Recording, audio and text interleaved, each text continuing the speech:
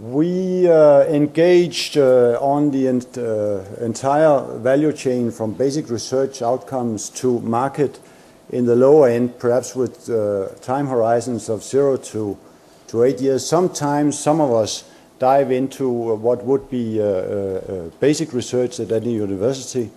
And some of us also engage in crossing the valley of death that was referred to previously, in taking some of our own technology, spinning it off as companies, or helping industries spin off new things into a separate company. And we know all the problems of raising investor capital. These so-called risk-willing investors are not as risk-willing as we'd like to see them be. So that is where we engage.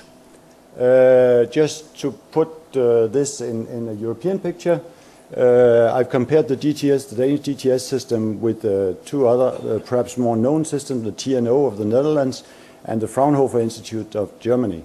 In terms of revenue, total research and development contents or volume, that is research and development defined by the entities themselves, the core funding component of that, and then the international revenue. It raises some questions, and here I have to say that my answers to these questions are quite subjective and not censored by my funding lords and masters in the Danish Ministry of Science. The ideal R&D level for these kind of institutes, private institutes, the research and technology organizations that have evolved in most European countries. Well, personally, I think that the research and development component needs to be above 20%. But not much more than 30%. It tends to be research for the sake of doing research. It tends to become too academic if you have a research and development component, much about the 30%.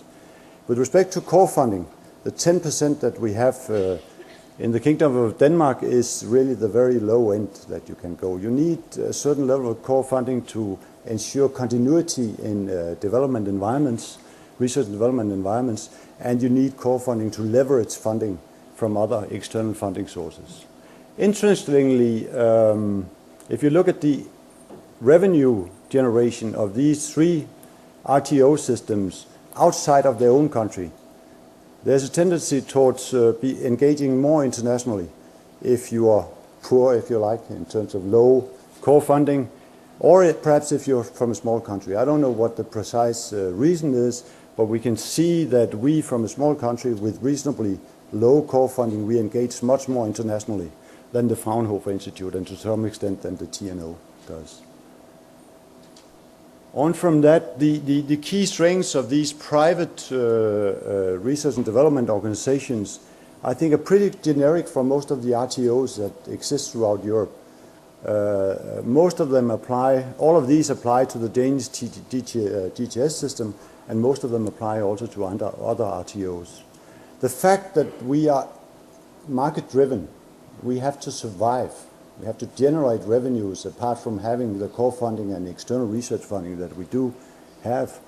We need to survive as private entities. It means that we are businesses also. And we engage in the sort of business-to-business technology and knowledge transfer, which is a very efficient way of working, because it is research-based, it is with on the basis of a high technology competence, but it's also with a focus on customers, if you like, clients, and it's driven by people that are experienced in running projects and delivering on time and within specs. It also has the necessary independence for industries that work with these RTOs, not to have to worry about some of the new things slipping into publications. Most of these RTOs also run laboratories, so do universities, but these laboratories are very industrialized in their management and in their instrumentation.